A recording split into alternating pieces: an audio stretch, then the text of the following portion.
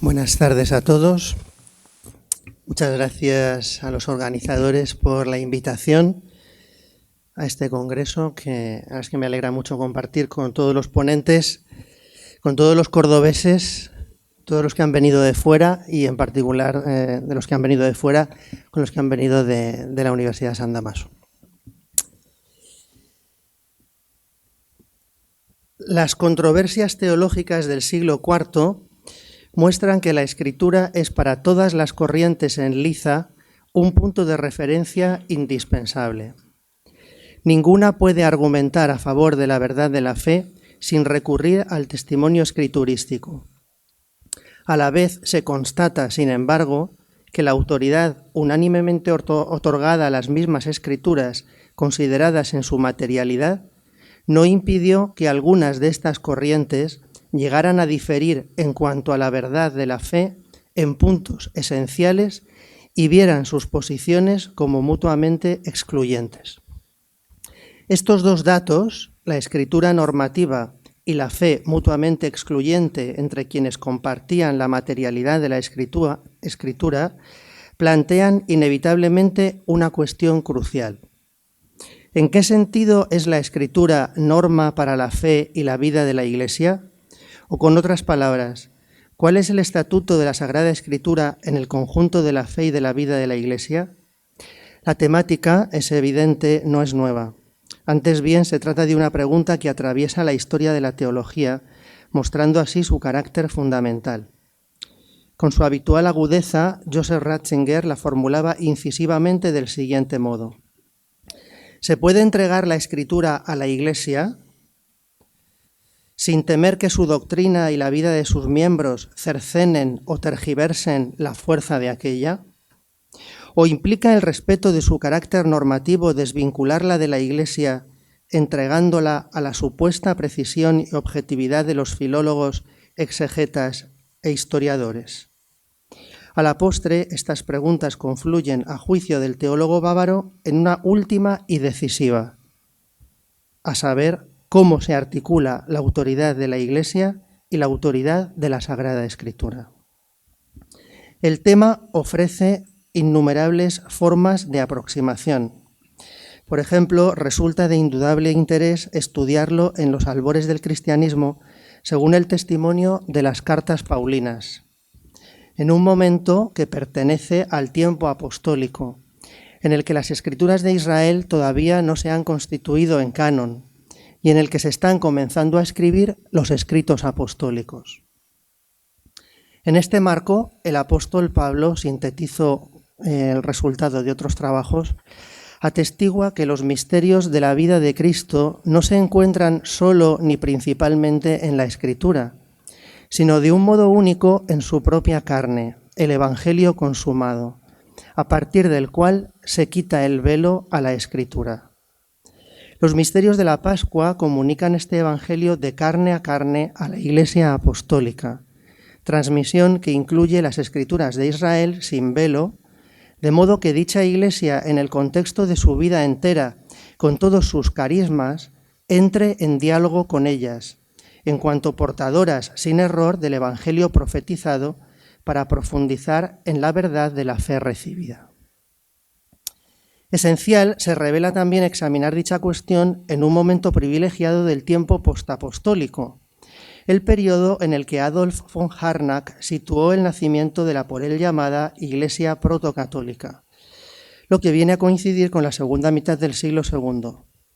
Sin compartir su interpretación en términos de discontinuidad de los orígenes del cristianismo, no podemos sino concordar con él a la hora de reconocer que dicho momento fue clave y que lo fue por la aparición de la conciencia canónica referida a un conjunto de escritos apostólicos, por el asentamiento del monoepiscopado y por la proliferación de las reglas de fe.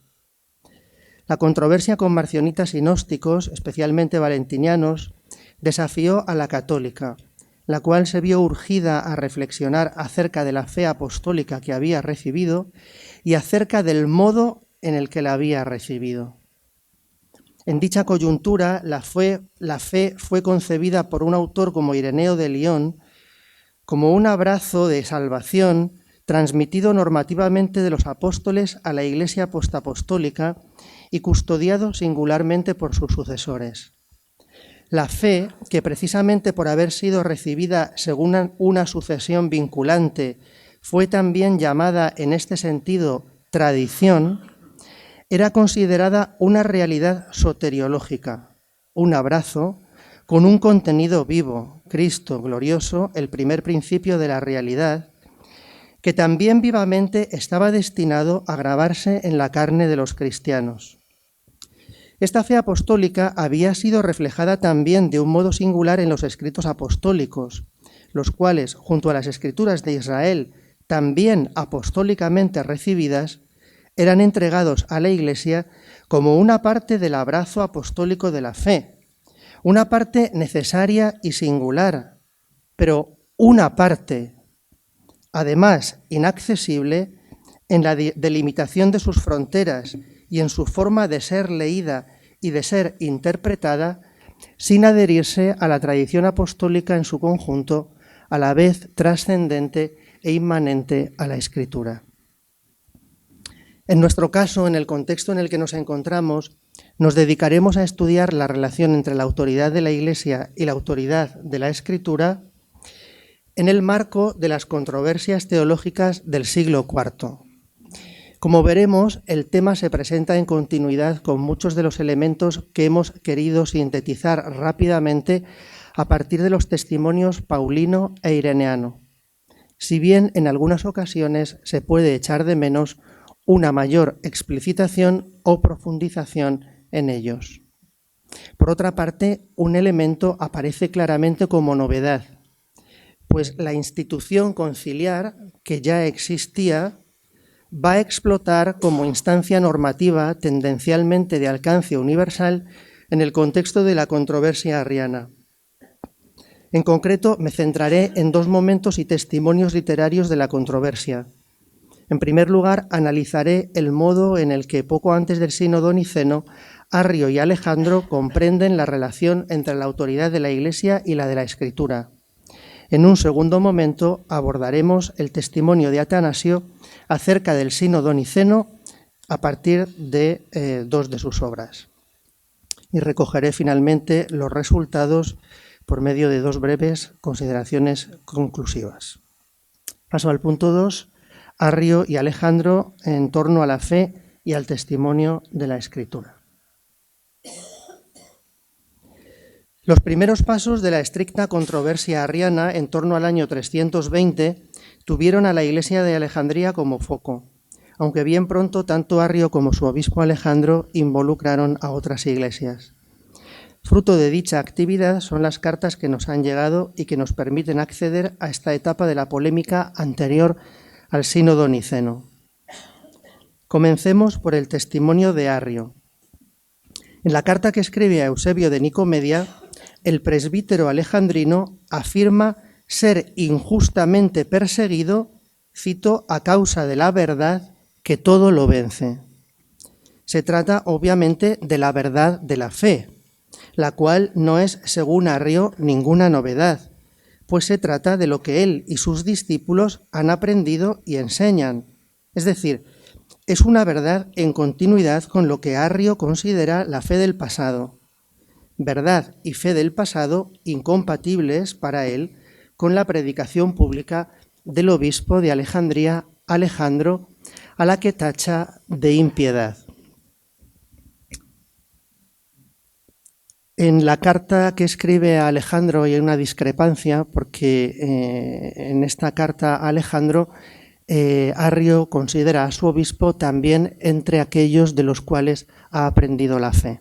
Pero ahora no entro en esta diferencia. Baste retener que Arrio reivindica la continuidad de su enseñanza con la fe eclesial que ha aprendido, al parecer de un modo vivo de anteriores generaciones. Por otra parte, la actividad epistolar era un modo de defender, promover y acrecentar la comunión en el presente que se deriva de profesar la verdad, lo cual tampoco era una novedad, pues cartas entre iglesias como signo de comunión se conocen prácticamente desde los comienzos del cristianismo. En el mismo sentido, la actividad epistolar de esta primera fase de la controversia estuvo íntimamente vinculada a la celebración de sínodos por parte de ambos bandos con el fin de consolidar sus posiciones frente a los adversarios y lograr apoyos. Por último, si bien las cartas de Arrio no mencionan la Escritura como autoridad, dejan ver, no obstante, con claridad, sobre todo por las alusiones a Proverbios 8, 22, 25, que el presbítero alejandrino, igualmente en este punto de modo tradicional, se sirve de la Escritura como testimonio y prueba singular, normativa de la fe, interpretándola a partir de la verdad de esta misma fe que él profesa. Con la posición de Arrio en mente, examinemos ahora la carta de Alejandro de Alejandría a Alejandro de Bizancio, la cual ofrece materia para nuestro propósito. Según Alejandro, los hombres malvados niegan la divinidad de nuestro Salvador, lo que resulta incompatible con la Iglesia que adora la divinidad de Cristo. Han atacado así la recta fe eclesial, expresión con la que se indica la fe de toda la Iglesia y, como se explicita algo más adelante, la fe de siempre, es decir, la fe apostólica, en continuidad con la cual Alejandro presenta la profesión de fe y por la cual manifiesta la disponibilidad del cristiano a morir. A todo ello se suma que Arrio y los suyos, según Alejandro, no han perseverado en su sumisión a la Iglesia, mientras que se han dado a celebrar innumerables sínodos. En el primer texto, que no voy a leer, Alejandro resume el, a sus ojos, aislamiento diacrónico y sincrónico de sus adversarios. En cuanto al modo en el que Arrio se sirve de la Escritura, Alejandro señala que la negación de la divinidad del Salvador se constituye en lente por medio de la cual sus adversarios comprenden la coherencia de las mismas. Mientras ponen de relieve los pasajes en los que se habla de la economía de Cristo, relegan los pasajes que hablan de su divinidad y gloria inefables ante el Padre. En positivo, el Hijo como criatura que ha venido de la nada es una afirmación que Alejandro caracteriza como la hipótesis principio de Arrio. He aquí sus palabras. Leo el segundo pasaje. Con el principio del de la nada, tex onton hypothesei, ellos anulan tanto las divinas escrituras que dicen que Él existe siempre, como las que declaran la inmutabilidad del Logos y la divinidad de la sabiduría, el Logos, que es el Cristo. El término hipótesis no significa aquí lo que modernamente entendemos por hipótesis o suposición, sino antes bien presupuesto, principio, base, fundamento, sentido, acepción con la que no es la primera vez que el vocablo aparece en ámbito cristiano, pues ya se encuentra con dicha significación en Ireneo, muy vinculado precisamente al concepto de regula veritatis. Mientras que el de la nada desvela para Arrio y los suyos, en continuidad con la fe aprendida, la verdad de la Escritura, para Alejandro las anula, las pervierte. Al contrario, el siempre, es decir, la eternidad del Hijo, desvela para Alejandro plenamente la verdad de la Escritura, mientras que el de la nada introduce en la Escritura un principio extraño a la misma. Precisamente en este marco, el obispo de Alejandría realiza una afirmación en torno al testimonio apostólico escriturístico que requiere nuestra atención. Afirma Alejandro un poco después. Ahora bien, que el Hijo de Dios ni ha llegado a ser de la nada, ni que hubo cuando no existía, lo enseña suficientemente Autarques, el evangelista Juan, que escribe lo siguiente acerca de él. El unigénito Hijo, el que existe en el seno del Padre. Pues el Maestro Divino, proponiéndose mostrar dos realidades inseparables entre sí, el Padre y el Hijo, mencionó a aquel que existe en el seno del Padre. Pero además, para que el Logos de Dios no sea contado entre los que han llegado a ser de la nada, el mismo Juan dice que todo ha llegado a ser a través de él. El pasaje muestra, en primer lugar, que Alejandro realiza la elección opuesta a la de Arrio. Por un lado, explicita unos versículos, Juan 1,18 y luego Juan 1,1,3, que no he leído, que tendencialmente manifestaban la altura del Hijo, y silencia a otros que le podían ofrecer mayores dificultades. Por otro, y es el elemento sobre el que queremos llamar la atención, el obispo de Alejandría califica la enseñanza del evangelista Juan como suficiente, autarques. De modo similar, se refiere más adelante en la carta a la, cito, religiosa claridad, saféneia, de las antiguas escrituras.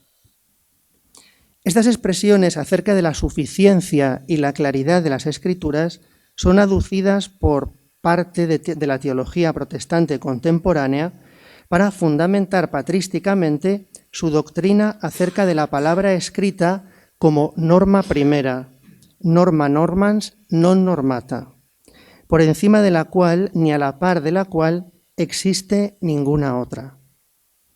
A mi juicio, sin embargo, este significado del texto no es tan claro. Ciertamente, para Alejandro, la Escritura, en cuanto a testimonio apostólico normativo, permite acceder al contenido de la verdad de la fe sin error alguno. Ahora bien, por un lado, cuando Alejandro afirma que la fe eclesial es la fe apostólica, presupone con toda seguridad que esta última no se transmite a la Iglesia solo por medio de los escritos. Es verdad que este punto no aparece del todo explicitado, pero considero que esto se debe no a que no lo admita, sino a que le parece evidente y a que no es un punto controvertido en su polémica con Arrio. En este sentido, orienta el hecho de que Alejandro deje claro que la fe es algo más que unos contenidos, por importantes que estos sean. En efecto, la fe que se transmite en la vida de la Iglesia en su conjunto incluye la adoración de Cristo como Dios, en cuanto doctrina y práctica apostólicas, y la disposición a dar la vida por ello. Aplicado al apóstol Juan,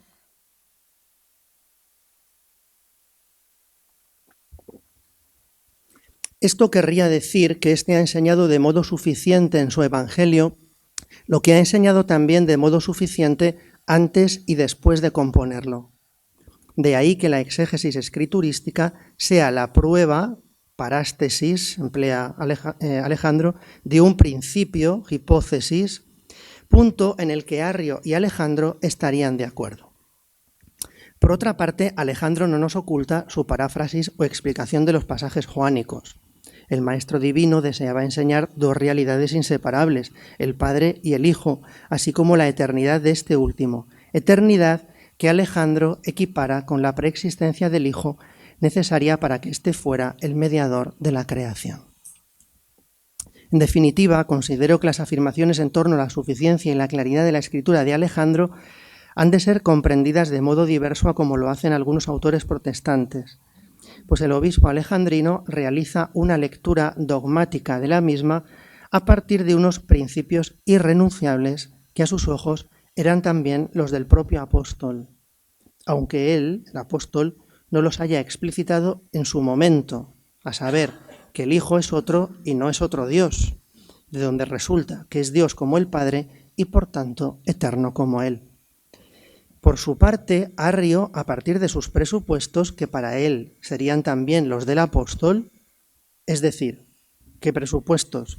Que el Hijo es otro y por tanto no forma parte del Dios verdadero, sino que es una criatura singular preexistente, hecha Dios por gracia con vistas a la creación del cosmos. A partir de estos criterios, interpreta que Juan ha empleado la expresión en el principio para referirse al estadio anterior a la creación, no a la eternidad, y que ha llamado al Hijo Dios porque como tal ha sido constituido por una gracia singular.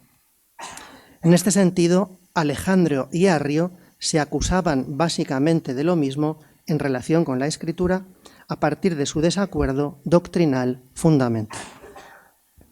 Ampliando todavía el argumento, puede ser interesante añadir una reflexión de orden histórico-teológico en torno a la interpretación de los pasajes escriturísticos aducidos por Alejandro a lo largo de su carta. Me voy a centrar en Colosenses 1:15, donde Cristo es llamado primogénito de toda criatura. Digo, desde el punto histórico-teológico, es decir, interpretándolos a la luz del contexto teológico, histórico y literario de dicho pasaje. En el caso de Colosenses 1:15 hay que notar que el pasaje aplica el título primogénito de toda criatura, primero se lo aplica a Cristo glorioso, no al preexistente, detalle del que es probable que ni Arrio ni Alejandro hayan dado cuenta aquí. Alejandro interpreta el versículo análogamente a como ha hecho con Juan 1:3. La mediación de Cristo en la creación implica que Él es anterior a la misma, entendiendo preexistencia como sinónimo de eternidad. Ahora bien, la mediación creacional de Cristo, que es el centro del pasaje, solo implica su preexistencia anterior a la creación, no su estricta eternidad. Esta no se excluye, pero tampoco se explicita. Simplemente la perspectiva de Colosenses es histórico-salvífica, no la propia de la Trinidad inmanente. Con ello, no queremos decir que Alejandro haya hecho sistemáticamente eisegesis escriturística, es decir, que haya introducido principios extraños en la escritura. Al contrario, pensamos que Alejandro, aferrado al dato recibido acerca de la divinidad del Hijo adorada en la Iglesia, ha seguido desvelando en el marco de la controversia con Arrio y vinculado al discernimiento eclesial el sentido profundo de dicho dato y a la vez el sentido de las Escrituras, indicando que la divinidad del Hijo, para ser plenamente verdadera, ha de ser por naturaleza y eterna. La Escritura, como fundamento y columna de la verdad en el tiempo de la Iglesia, no ha explicado todos sus tesoros en el momento en el que ha sido escrita, ni ha sido constituida como unidad normativa cerrada de libros, sino que forma parte de una unidad mayor, la que brota de la fe apostólica, de modo que en la Iglesia que la recibe los va mostrando según una providencia que la trasciende. En este sentido, que Alejandro reivindique la suficiencia de la actividad apostólica escriturística y la claridad de la Escritura responde no solo al estatuto normativo de la misma, sino también a que el cristiano, en el seno de la fe apostólica, ve en ellas la verdad de modo meridiano, sin que tampoco falte a sus afirmaciones un punto retórico típico del contexto polémico doctrinal en el que se realizan.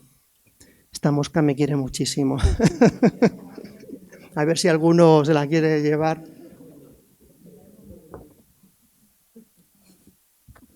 En cuanto a Arrio, hay que decir que desde el punto de vista histórico, él tampoco pretendía hacer eisegesis escriturística. De hecho, como hemos visto anteriormente, Arrio quiso situarse también en el surco de la fe de las generaciones anteriores, es decir, buscó un consenso diacrónico para sus doctrinas, mientras que acusa a Alejandro de innovar, al menos en un cierto momento de su enseñanza. Asimismo, buscó la comunión sincrónica en torno a las mismas, para lo que él y los suyos se sirvieron de cartas y sínodos. En este punto, la convocatoria del Concilio de Nicea, sus anatematismos contra la doctrina arriana y las cláusulas antiarrianas del símbolo parecen otorgar al sínodo, más allá de las intenciones de Constantino y de que en sí no zanjó la controversia, el papel de instancia de discernimiento vinculante, el modo concreto en el que se debía confirmar la verdadera fe apostólica y eclesial, aquella que los apóstoles, por medio de sus obras, palabras y escritos, entregaron a la Iglesia postapostólica para que ésta, con la guía del Espíritu, fuera paulatinamente conducida en diálogo y en consonancia con las escrituras interpretadas a partir de ella a la comprensión completa de la verdad. Como contrapunto, se puede observar finalmente cómo en el año 335 Arrio envió a Constantino, a petición del propio emperador, una profesión de fe que mostrara su ortodoxia y justificara su rehabilitación. Lo que a nosotros nos interesa destacar ahora es que su estrategia fue mostrar un perfil bajo, empleando en el símbolo afirmaciones tradicionales que podían encontrarse con facilidad en las formulaciones escriturísticas. En este sentido, se entrevé aquí que la escritura e incluso la fe apostólica no actualizada en el presente, aisladas de la discusión que había tenido lugar a lo largo de los últimos 20 años, se podían convertir en un pretexto para ser genérico en perjuicio de la verdad íntegra de la fe apostólica. Y ahora paso al punto 3, fe apostólica, escrituras y sínodos a mediados del siglo IV, a partir de un testimonio de Atanasio de Alejandría. Los documentos emanados por el Sínodo de Nicea, a falta de sus actas, no nos permiten reconstruir en su integridad las discusiones trinitarias que tuvieron lugar durante la asamblea. Menos aún nos ofrecen datos acerca del método teológico que se aplicó o si se habló del mismo en algún momento. En lo que es el símbolo en sí, junto con los anatematismos, es significativa la expresión, cito, la Iglesia católica y apostólica, sujeto explícito de los anatematismos, lo que sugiere considerarla también como sujeto implícito del creemos a la cabeza del símbolo. La fórmula refleja con toda seguridad el dato tradicional según el cual la Iglesia es una comunión sincrónica y diacrónica cuyo origen está en los apóstoles, la cual custodia y confiesa positivamente la fe original y, como la otra cara de la misma moneda, anatematiza, mostrando que la fe está delimitada, que tiene una forma que se identifica con la del Hijo hecho carne y glorioso. El sínodo y el símbolo tuvieron pues la pretensión de custodiar, clarificar y actualizar la misma fe apostólica, explicitando lo que era necesario para ello. Como es sabido, las cláusulas antiarrianas levantaron ampollas, principalmente las vinculadas a la terminología de la usía no escriturísticas. Habían sido aceptadas en Nicea sin necesidad de ser llenadas totalmente de un sentido positivo unívoco. Había bastado simplemente que excluyeran la interpretación arriana sobre el Hijo, es decir, su carácter creado. Por ello, Nicea supuso no el final de la discusión, sino una invitación, o más bien un imperativo, a proseguirla. De hecho, la trabajosa recepción del símbolo niceno dio lugar a escritos que nos explican mejor cómo se pudieron articular a lo largo del siglo IV la autoridad de los sínodos, la autoridad de la fe apostólica y la de las escrituras. Para nuestra pequeña contribución nos centraremos en la reflexión al respecto de Atanasio a partir fundamentalmente del testimonio de dos obras clave: su sobre los decretos del Sínodo de Nicea, compuesto hacia el año 355, y su sobre los sínodos, compuesto en 362. Y de guía nos va a servir un pasaje de su obra sobre los sínodos, en concreto los parágrafos 5 y 6, que no voy a leer, pero bueno, los voy a parafrasear, entonces bueno, más o menos se va a poder, creo, ir siguiendo. En los primeros capítulos del De Synodis, obra escrita por Atanasio para contrarrestar la victoria homea de los sínodos de Rímini y Seleucia de 359 y de otros anteriores de tenor similar, el alejandrino pone en contraste la verdad del sínodo niceno con la farsa de los sínodos recientemente celebrados. En este marco, Atanasio declara ya en nuestro pasaje la que a su juicio es la función de un sínodo: anatematizar la herejía y lidiar con cuestiones disciplinares.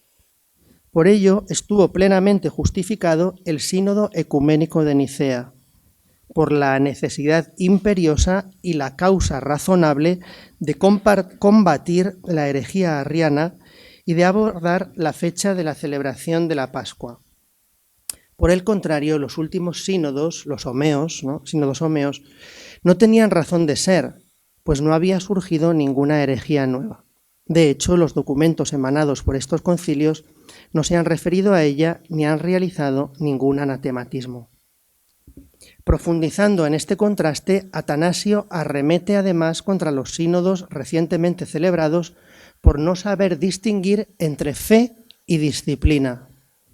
En efecto, por un lado, sus partidarios han llegado a datar el símbolo, se refiere en concreto a la cuarta fórmula de Sirmio de 359, indicando día, mes y consulado. Y por otro, han empleado la expresión se decidió o se promulgó la fe católica para cuestiones de fe.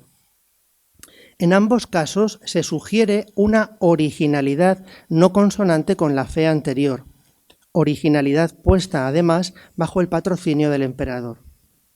Por el contrario, el sínodo de Nicea no dató el símbolo y reservó las expresiones del tipo se decidió para las cuestiones disciplinares como la de la fecha de la Pascua, reflejando así que su pretensión no era innovar y que su modo de pensar no era novedoso, sino apostólico. Es decir, que lo que creía la Iglesia Católica por medio del símbolo niceno era actualizado lo que enseñaron los apóstoles. En conclusión, Atanasio afirma que los sínodos celebrados recientemente han sido innecesarios, pues bastaba el de Nicea, ¿no? Dice, tis hegreia ton sinodon arcuses tes en Nicaía genómenes. La suficiencia del símbolo niceno aquí afirmada por Atanasio no es absoluta, sino solo en relación con otros sínodos y símbolos del mismo nivel. En efecto, Nicea, como acabamos de constatar, no ha pretendido ni oscurecer la fe apostólica ni sustituirla, sino custodiarla, actualizarla y transmitirla. Las afirmaciones del obispo de Alejandría al respecto son innumerables. Al final del De Decretis, Atanasio declara, citando Lucas 1:2, que el sínodo ha escrito las palabras, cito, que nos han transmitido los que fueron testigos oculares desde el principio y vinieron a ser servidores del Logos, identificando así la fe profesada y puesta por escrito en Nicea con la fe de los discípulos directos del Señor. La verdadera fe que Cristo ha regalado, los apóstoles han anunciado y los padres que en Nicea se han reunido de todo el mundo han transmitido. La transmisión fiel incluye también a las generaciones de la Iglesia postapostólica, representadas en ocasiones por medio de la categoría padres. Así afirma Atanasio en las epístolas a Serapión.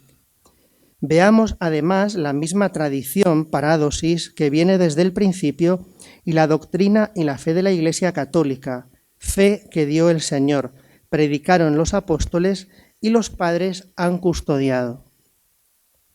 A ello responde también que en su De Decretis Atanasio entre en detalle y presente a Teognosto, Dionisio de Alejandría, Dionisio de Roma y Orígenes como autoridades de la fe apostólica confirmada y esclarecida en Nicea, incluyendo el uso que algunos de ellos habían hecho de los términos relativos a la usía o substancia. Por otra parte, Atanasio considera que la verdad de la fe apostólica, que en muchas ocasiones aparece como punto de origen de la fe eclesial, tampoco es totalmente nueva. Leamos dos pasajes llamativos del obispo de Alejandría, de Decretis 5:1-2 y de Sínodis 3:4. Lo que Moisés enseñó ya lo observaba Abraham. Lo que Abraham observaba, Noé y Enoc lo conocían, puesto que sabían distinguir las cosas puras de las impuras y cómo ser agradables a Dios. También Abel ha atestiguado saber estas cosas, habiéndolas aprendido de Adán, el cual a su vez las aprendió del Señor. Este, venido al final de los tiempos para destruir el pecado, dijo: no os doy un mandamiento nuevo, sino un mandamiento antiguo, que habéis escuchado desde el origen. Por eso el beato apóstol Pablo, que aprendió de él, quiso, dando los preceptos a la Iglesia, que los diáconos no tuvieran doblez en el hablar, ni tampoco los obispos. Y regañando a los gálatas, se expresó de modo más general diciendo: si alguno os presenta un evangelio diverso del que habéis recibido, sea anatema, como os he dicho y ahora os repito. Incluso si un ángel del cielo os anunciase un evangelio diverso del que habéis recibido, sea anatema. Y en otro pasaje más breve, la verdadera piedad, que también se puede traducir fe recta, existía también antes que ellos, los profetas, y ha existido siempre, incluso antes de la fundación del mundo, la predispuso Dios en Cristo. El pensamiento de Atanasio recoge un punto subrayado frecuentemente por la teología prenicena. La norma primigenia es el hijo preexistente incarnaturus, lo que hace posible que éste, al relacionarse comenzando por Adán con los patriarcas y profetas por medio de sus logofanías, les haya dado a conocer proféticamente el designio del Evangelio, el cual, no obstante, adquiere con la encarnación del Logos un realismo inaudito de carne y sangre y, por tanto, en ese sentido, un nuevo estatus. Por otra parte, los pasajes son elocuentes en cuanto a la primacía de la transmisión viva de la fe, de persona a persona, de generación en generación, primacía que por lo general hace imposible identificar la fe apostólica con escrituras, no obstante éstas sean el testimonio escrito normativo de la primera. A la vez que Nicea no quisiera sino hacer resplandecer la verdad del designio divino, no obsta para reconocer, según Atanasio, su carácter necesario y vinculante en cuanto correcta interpretación de la fe apostólica y del testimonio apostólico puesto por escrito, especificando para su propia época lo que tradicionalmente la Iglesia había asignado de modo genérico a la sucesión apostólica. Conservar el altísimo designio divino implicaba no sólo adherirse a los patriarcas y profetas, no sólo a Cristo y a los apóstoles, no sólo a la Iglesia de sus sucesores, sino también al homoousios niceno, como síntesis de todo el símbolo, en cuanto baluarte contra todas las impías lucubraciones de quienes tenían capacidad para tergiversarlo todo. Hacia el final del pasaje que nos está sirviendo de guía, Atanasio introduce un elemento que todavía no había aparecido, a saber, las Escrituras. A sus adversarios, los cuales reivindican la celebración de los últimos concilios en razón de la fe, Atanasio responde que la Divina Escritura es la instancia más competente o suficiente de todas. Esti men gar gicanotera panton geceia grafé. Mientras que si quieren un sínodo, ya tienen el de Nicea. De nuevo nos encontramos con una de esas afirmaciones en las cuales se pretende fundamentar una versión ante litteram de la Escritura como norma primera sin igual de la fe.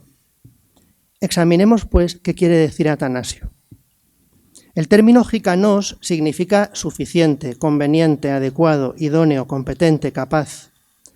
La expresión comparativa, gikanotera panton, pone en relación la autoridad de la Escritura con la autoridad de los sínodos y tal vez con otros testimonios tradicionales de la fe apostólica, estableciendo por un lado una distinción a la vez que una continuidad. En cuanto a la distinción, Atanasio señala que para reflexionar acerca de la fe de la Escritura, la Escritura es la instancia más competente y, por tanto, suficiente. La razón no aparece aquí, pero es claro que dicha cualidad responde a que la Escritura es el testimonio apostólico puesto por escrito, el cual goza del carisma de la apostolicidad y de la inspiración divina. Desde su perspectiva, la cual considera impíos los sínodos de sus adversarios y pretende deslegitimarlos incluso antes de entrar en sus contenidos, si no hay herejía de por medio, es decir, si la fe está intacta, la Iglesia es capaz de enseñar en su seno la fe verdadera a partir de la Escritura de un modo único.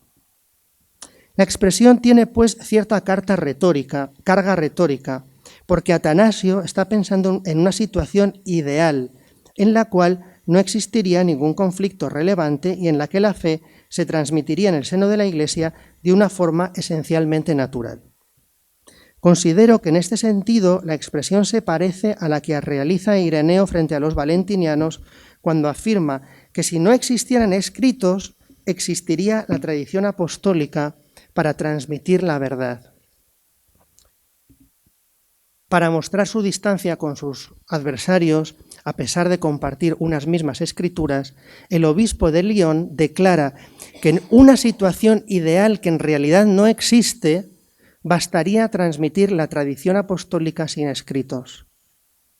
Asimismo, Atanasio, en este caso, para mostrar la inutilidad de los sínodos de sus adversarios, enfatiza el valor de las escrituras como modo privilegiado de acceso a la verdad, lo que no es solo retórica, sino que tiene su base en lo que las escrituras son en sí. A la vez, no obstante, la expresión gicanotera panton establece también una continuidad entre las escrituras y otras instancias que sirven asimismo para reflexionar acerca de la fe, sobre todo en este caso el sínodo niceno, puesto que, como Atanasio afirma a continuación, sus documentos no traen sino a la mente la fe en Cristo que se encuentra en las divinas escrituras, al igual que para Ireneo, las escrituras no hacen sino fortalecer la verdad de la tradición apostólica que reciben los bautizados.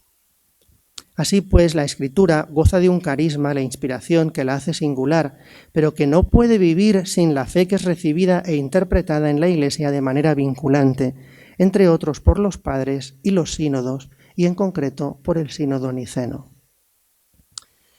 Los homeos, adversarios de Atanasio, veían las cosas de otra manera, pero confirman que la discusión acerca de la verdad de la fe, además de afectar al modo de entender a los apóstoles y a sus sucesores, a las escrituras y a los padres, afectaba también al modo de entender los sínodos.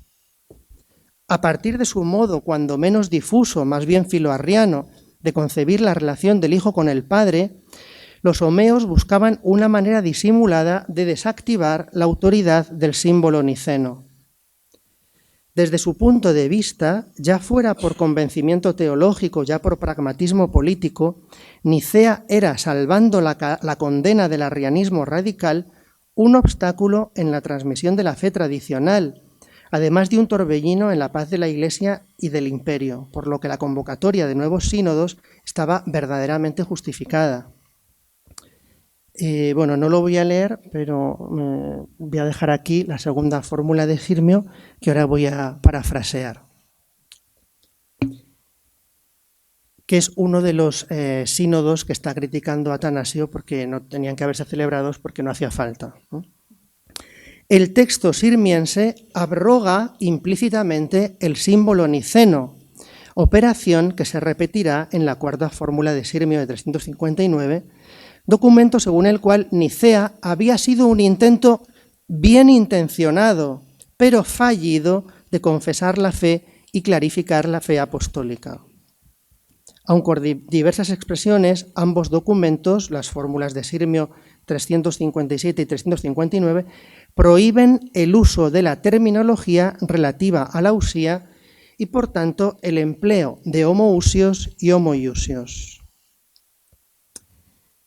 Ahora bien, este texto de la fórmula de Sirmio de 357 pone de manifiesto, a mi juicio, la debilidad del razonamiento de ambos sínodos. En primer lugar, porque Sirmio no tuvo dificultad en emplear el término persona aplicado tanto al Padre como al Hijo, lo que no resulta muy escriturístico. Segundo, porque todo el pasaje es pura interpretación de la generación inefable del Hijo, conocida solo por éste y por el Padre, de la que, sin embargo, han sido desvelados algunos detalles a quienes han compuesto la fórmula, como por ejemplo, que el Padre es mayor que yo, significa que el primero es mayor que el Hijo en honor, dignidad, gloria y majestad, explotando así el contexto económico de la afirmación y dejando margen para que cada uno pueda realizar una interpretación diversa del Hijo preexistente. Lo mismo hay que decir de la cuarta fórmula de Sirmio, la cual, tras reiterar la prohibición de los términos en torno a la substancia, concluye que el Hijo es semejante al Padre de acuerdo en todo, tal como también las Santas Escrituras dicen y enseñan, lo que supone claramente una interpretación doctrinal que va más allá de las propias Escrituras. En conclusión, Sirmio parece incurrir en contradicción. Constituye, por un lado, un intento normativo de abrogar Nicea y sustituirlo por otras fórmulas, mientras prohíbe recurrir a términos fuera de la Escritura, sin dejar el propio concilio de interpretarla a su manera. Así, la reivindicación de las solas Escrituras como fuente para explicar la fe se demuestra, sin salir de estos mismos documentos, una vía imposible. Añado 3 observaciones complementarias. En primer lugar, el carácter normativo vinculante que Atanasio reconoce al sínodo niceno excluye otro símbolo de su en estos años. Excluye en este momento otro símbolo de su nivel, pero no excluye, al contrario, incluye necesariamente su recepción, lo cual se podía hacer de diversos modos, bien por medio de una declaración suplementaria, como la del Sínodo de Sárdica de 343, o bien por medio de escritos eclesiásticos, como es su propio De Decretis. Recepción que supone que Nicea debía ser abrazado no solo en la letra, sino también en su sentido verdadero. Segundo, la normatividad del símbolo niceno, aun en su literalidad, no excluye que su sentido se pueda expresar de otros modos. Es lo que Atanasio pone de manifiesto de una manera clara en su Tomus ad Antiochenos. Por último, hemos señalado previamente que Atanasio se remite con frecuencia a la autoridad de los padres y que incluso en relación con Nicea y los términos en torno a Usía cita con nombre a algunos de ellos. Al respecto, hay que precisar que Atanasio es consciente de que los eclesiásticos, en cuanto tales, no gozan del carisma de la inerrancia. De hecho, explicita que hay doctrinas de Orígenes que no son asumibles. Sin embargo, Atanasio concede a la Iglesia postapostólica de las generaciones anteriores a la suya la autoridad vinculante para la transmisión homogénea de la fe apostólica, y a la de la suya propia también, por medio singularmente del sínodo niceno. Y ahora realizo 2 consideraciones conclusivas.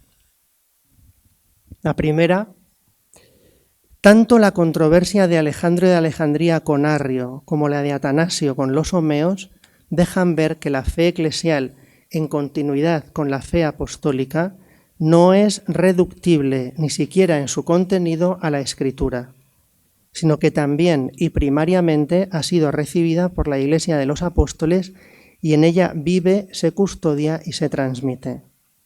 La Escritura, como testimonio apostólico puesto por escrito, tiene un estatuto normativo, vinculante, singular, pero en el interior de la fe apostólica entregada a la Iglesia de la que forma parte. La trascendencia de la fe en relación con la Escritura se fundamenta en la propia naturaleza de la vida cristiana y en su fuente, la vida de Cristo, el Hijo de Dios, hecho carne, ungido y glorioso, a la que le corresponde la fe de los cristianos ungidos por el Espíritu, adoradores de la divinidad de Cristo por la que se puede y debe morir, llamados a ser verdadera carta, verdadera escritura, siguiendo las huellas de su Maestro. En relación con estas realidades, es decir, con la manifestación de Dios en la creación y en la historia de la salvación y con la respuesta de la fe, la Escritura no es una realidad homogénea. Da testimonio de dicha realidad, pero no es dicha realidad. Con palabras de Joseph Ratzinger, cito: el misterio total de la presencia de Cristo es primeramente la realidad completa que se transmite en la tradición, la realidad fundamental decisiva, la cual precede a todas las explicitaciones individuales, también a las de la Escritura, y representa verdaderamente lo que ha de ser transmitido. Fin de la cita. En este sentido, los padres, pero pienso que la afirmación vale para Arrio y los homeos, no leían la Escritura como un libro, esto también lo ha dicho antes Antonio Javier, como un libro con un contenido completamente nuevo aún por descubrir, sino como un libro cuyo contenido ya les era familiar gracias a la tradición viva de la Iglesia o a su propia tradición. Pues la Iglesia derivaba el conocimiento de su contenido no solo ni originariamente de la Escritura, sino de la tradición recibida en consonancia con la Escritura. Si la Escritura no se transmite como parte de esta fe viva, no puede cumplir su función, es decir, será letra muerta, velo puro. Nunca podrá ser parte del testimonio apostólico entregado a la Iglesia para fortalecer su experiencia de Dios. Vinculada, por el contrario, a la tradición apostólica de la Iglesia, la palabra escrita crecerá sin velo con aquellos que la lean y la interpreten. Y la segunda conclusión: análogamente, los testimonios examinados ponen de manifiesto que la fe apostólica y, por tanto, también la Escritura, es decir, el testimonio apostólico escrito, ha sido entregada a la Iglesia de un modo vinculante, normativo, lo que se ha concretado en el siglo II en la teología de la sucesión apostólica y en las reglas de fe, y en el siglo IV en la institución conciliar y en los símbolos. En realidad, se trata de entender que la instancia de discernimiento última, vinculante, ha de ser también una realidad viva, una realidad en la que el Espíritu del resucitado, dado a los apóstoles, actúa en la carne creada por Dios. Este dato se pone de relieve si lo comparamos con la teología protestante en la que la Escritura es comprendida como norma normans non normata. Al contrario de lo que se suele pensar, dicha teología no se identifica con una sola escritura que desprecia sin más la tradición eclesiástica.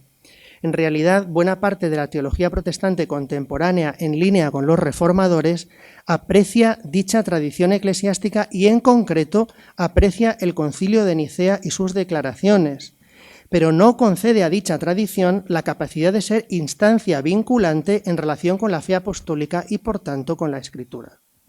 La razón es que para ellos la fe apostólica solo se ha transmitido íntegramente y sin error en los escritos apostólicos, pero no de manera viva en la Iglesia postapostólica, de modo que esta última solo puede ser norma normata. Hago notar que este esquema escritura apostólica, norma normans non normata, tradición eclesial postapostólica, norma normata, aparece de modo repetido, seguramente la mayor parte de las veces de modo inconsciente, en ámbito católico, reduciendo, a mi juicio, la teología católica de la revelación y de su transmisión. Pues lo característico de esta es que la tradición, con mayúscula, es trascendente e inmanente a la Escritura, toda ella apostólica, la cual se transmite íntegramente y sin error en la Iglesia postapostólica por medio de un carisma que también recibe de los apóstoles. Un autor protestante liberal tan poco sospechoso como Adolf von Harnack, el cual negaba a los apóstoles y todavía más a la Iglesia la capacidad de custodiar el verdadero evangelio, entendió, sin embargo, que si la Iglesia postapostólica no custodiaba la fe de los apóstoles y por tanto la Escritura, ésta, bajo pretexto de autosuficiencia e independencia, sería custodiada por alguna otra persona o institución. Calificaba así como quimera la teología de la Escritura en cuanto norma normans non normata.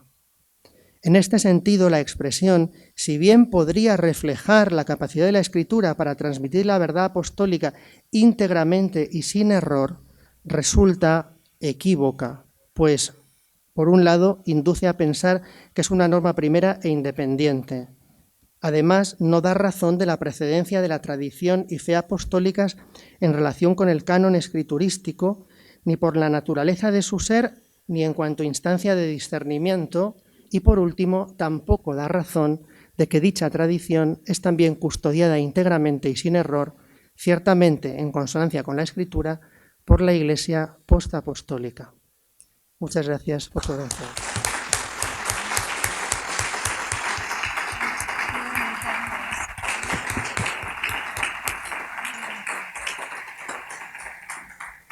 Damos las gracias al profesor Andrés Sáez. Yo creo que a estas alturas del Congreso, que ya estamos como en la mitad, pues es como si hubiéramos estado echando para hacer un guiso, ¿no? Empezamos echando ponencias acerca del contexto, ¿no?, que nos acercaba a Nicea. El profesor Pelizzari hizo su hipótesis acerca de que era necesario, ¿no?, que la Iglesia necesitaba una instancia por encima de obispos particulares vinculante, ¿no? Esta es la importancia grande de Nicea a nivel eclesiológico, ¿no? Esta mañana hemos visto la ponencia del profesor Patricio de Navascués, cómo indica que en la manera de entender la generación es donde se advierte la generación del verbo, donde se advierte la ruptura con la tradición anterior, ¿no? Y en esta tarde se pone de manifiesto este vínculo de la escritura que está en relación con la fe y la tradición que custodia esta estructura eclesial de la que se nos hablaba ayer en la ponencia del profesor Pelizzari.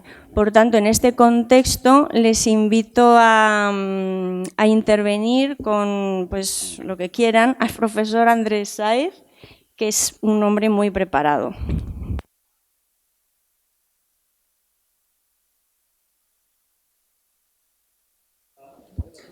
Hola. Mientras se lo piensan, yo quería decir que estas dos ponencias se han complementado muy bien y me parecía un poco que a la luz de esta última ponencia del profesor Andrés, pues se podía decir que quizá Arrio, cuando interpreta Proverbios 8:22, es más una herramienta, o sea, una herramienta de la que él echa mano para expresar una fe, o sea, un principio teológico distinto, ¿no? Porque también, como nos decía el profesor Patricio, o sea, hasta entonces no les había dado por interpretar el hijo como criatura, ¿no? O sea, yo diría que no es, o sea, una herramienta, pero no hay que entenderlo mal. Es decir, no es una herramienta que a ellos les dé lo mismo hacer con ella lo que les dé la gana. O sea, ellos no pretenden hacer lo que les dé la gana. Pero lo que es verdad es que el velo solo se lo quita la fe. O sea, es que hay un principio dogmático. Esto no lo he desarrollado aquí, pero para mí Pablo e Ireneo, en relación con los textos del siglo IV, son muy iluminadores, porque o sea, para Pablo es el resucitado que se aparece a los apóstoles el que quita el velo de la Escritura. Y además luego en 2 Corintios 3 dice que es donde está el Espíritu del Señor está la libertad. O sea, el Espíritu de Cristo glorioso comunicado a la Iglesia es el que quita el velo. Entonces, la exégesis desde el principio, eso luego también se ha reflejado incluso, bueno, aquí no me meto porque como luego la exégesis bíblica es tan especial, pero bueno, en realidad cuando San Lucas dice que el mismo Cristo explica la Escritura, están poniendo en el pasaje, bueno, lo que de todas maneras no tiene por qué no ser histórico. Es decir, que es el mismo resucitado, en continuidad también con su enseñanza, ¿no?, antes de la Pascua, el que va refiriendo a sí mismo las Escrituras. Y eso es lo que Cristo glorioso le enseña a los apóstoles. Entonces, hay un principio dogmático desde el principio. Es que nosotros desde la Ilustración nos han metido que la exégesis principal es la histórico-crítica. No, la exégesis histórico-crítica es filología, pero no es teología. La exégesis es una ciencia dogmática que parte de unos principios. Que luego la filología puede ayudar a entender la Escritura, pues hará una ayuda como, no sé, la geología ayudará a entender la creación del cosmos. Cuando con el método geológico la geología pues diga un dato ni como hipótesis ni como teoría, sino como axioma, o sea, como punto que es indiscutible, pues a partir de ahí se hacen las cuentas, ¿no? El profesor Patricio de Navascués. Bueno, querido Andrés, muchas gracias por tu conferencia, también de lectura sabrosa posterior. acerca de esto último que decías ahora y también un poco del de Synodis 6 que has puesto antes, ¿no? Pues la pregunta es,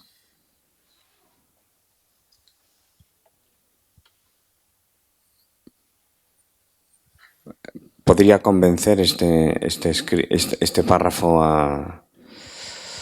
por ejemplo, a los del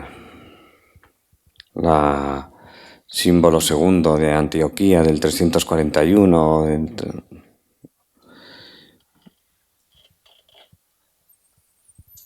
O sea, ¿no pensaban ellos también lo mismo? ¿No? O sea, en el sentido, no digo en concreto sobre Jesucristo, sino sobre el entramado, sobre la estructura de la fe, ¿no? sí. ¿O no? ¿O qué? Sí. La pregunta sería distinta si esto convencería a los del 341 en el 341 o en el 362, cuando escribe el de Synodis. Porque el frente eusebiano que está, digamos, en el concilio del 341, en este momento seguramente ya se ha dividido, ¿no? Entonces, en 341 yo creo que esto no les convence. Yo creo que esto no les convence porque precisamente lo que ellos hacen básicamente es intentar promover otro símbolo, digamos que no, sobre todo que pueda no hacer tanto el juego a los monarquianos, ¿no? En el 362 puede que algunos de esos eusebianos que se han empezado a ir más por el lado del homoiousios, pudieran empezar a estar como más de acuerdo. Y yo me refiero más que desde el punto de vista doctrinal concreto, desde el punto de vista de la teología fundamental. Lo que aquí argumenta, o sea, las fuentes de la revelación, cómo se articula la escritura, el sínodo. Sí. No, por eso yo creo que sí. O sea, lo he pretendido responder en ese sentido. O sea, si aceptarían el sínodo niceno. Entonces quiero decir que en el 341 no. En el 362 algunos tal vez podrían empezar a abrirse a la posibilidad de aceptar el sínodo niceno como norma, porque de hecho es el tema del Synodis de Hilario, el Synodis de Atanasio, ¿no? Entonces, lo decía desde el punto de vista de la teología fundamental. Y luego la expresión acerca de la escritura, pues yo pienso que también la podrían mantener. Sobre todo estos... Pero en cualquier caso podría haber otros que opusieran un sínodo igual, ¿no? Bueno, otro supuesto. sínodo distinto, No, claro, es lo que quiero decir. Sí. Bueno, es lo que he dicho con los homeos. Claro. Entonces... Bueno, entonces llegamos a la ponencia del profesor Pellizzari. Sí, claro, no, eso es un poco lo que quería poner en evidencia. Bueno, sí. Efectivamente, de hecho, una cosa que se podría estudiar muy bien en este contexto es el papel del obispo de Roma en todo el siglo IV. Claro. Pero de hecho tampoco, o sea, es verdad que, quiero decir, al final Nicea se recibió. O sea, quiero decir que, aunque Nicea... No digo que fuera la única y que tardara 60 años, o sea que son 60 años, no sé qué mañana no sé qué dirá la profesora Chiara Kurzel sobre esto, pero bueno, finalmente Nicea, con todos los problemas, etcétera, también ahí me imagino que algo el obispo de Roma pues habrá jugado un papel, etcétera, entonces eso ya es otra ponencia. Claro, no, pero... Sí, digo, pero por ejemplo Calcedonia, Armenia no lo recibe y sigue sin recibirlo, o sea, como que... Claro. Es decir, que hay... Ahí la verdad de cada uno, va generando comunión. Claro, por eso, el otro día hablando con el profesor Granados también, no sé yo, quiero decir que yo veo que Arrio, como decíamos el otro día, yo no creo que no fuera honesto. O sea, yo creo que él era honesto, que él pensaba que la fe apostólica era otra Y él trata, como decía ayer también el profesor Perizzari, pues trata de asociarse, porque es que la fe, o sea, ya existían sínodos para dilucidar las cuestiones, o sea, tampoco era una cosa tan, era una cosa que formaba parte de la eclesía, ¿no? De la comunio. Entonces la fe genera una comunión, o sea, la fe verdadera genera una comunión. Cuando hay una ruptura de la verdad tiende a generar una comunión. El otro día en una parroquia, en un contexto un poco distinto, dando una charla de tipo más divulgativo, luego hubo una persona que me vino y después de hacer una exposición sobre el Concilio de Nicea me dijo: pero ¿y el Papa? ¿Dónde está el Papa? ¿Dónde? No sé cómo... Él daba por supuesto que tenía que haber intervenido sancionando Nicea, ¿no? Bueno, consta que parece que hubo 2 presbíteros, pero en cualquier caso existe en su debido estadio, ¿no? Lo que los católicos al menos reconocemos como primado de la Iglesia en Roma, ¿no? Existe ya, ¿no? Pero sin embargo a San Atanasio no se le pasa en ningún momento por la cabeza recurrir a ello, ¿no? Es por eso que ahí hay algo que parece como que Osio ha tenido esa especie como de intuición en el canon, no recuerdo cuál canon de Sárdica, ¿no? De empezar como a proyectar una instancia, ¿no? Sí. Vamos, que no existiera, pero dotar a lo mejor de un contenido más eficaz, más concreto a la doctrina del primado. Sí. Y no sé si Damaso, ¿no? Luego con luego Constantinopla, Damaso, pero eso ya es sí, mañana. Sí, mañana. No, digo que es su tema, vamos. ¿Alguien más quiere intervenir?